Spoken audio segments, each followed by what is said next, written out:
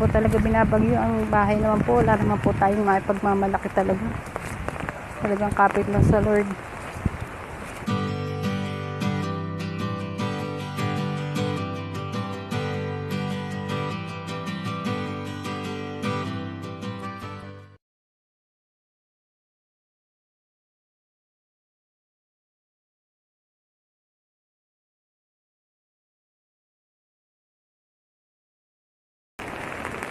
Hello po, mabiyayang umaga po sa lahat.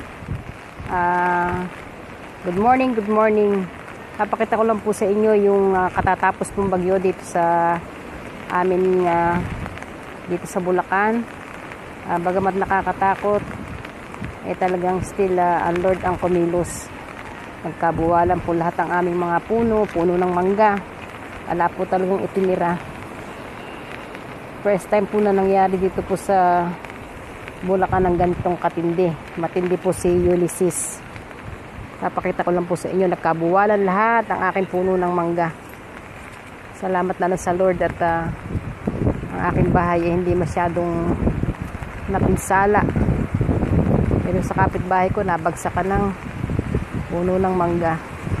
Napakalakas po talaga ng bagyo na to. Nakakatakot po talaga. Talagang kailangan natin lagi tayong hihingi ng awa sa Lord, manalangin, kasi hindi natin alam kung pag ang kalikasan na talaga ang humatol.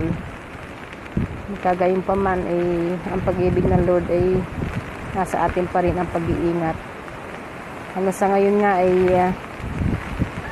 still striking kung pag-yung Ulysses, pero mahina na po, hindi po kagaya kagabi. Ayun, papakita ko lang po sa inyo.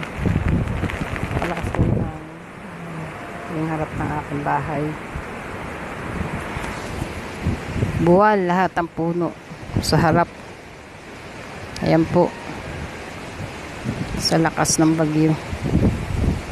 Ayan, sa aking kapitbahay. Ayun, sa kabila. Nakakatakot po.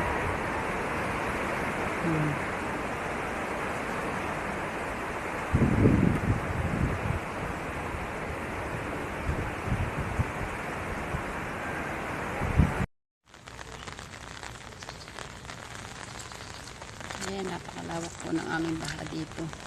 Umabot na po ang tubig sa ilog. First time pong nangyari ito dito. Sobrang lakas po ng bagyong Ulysses.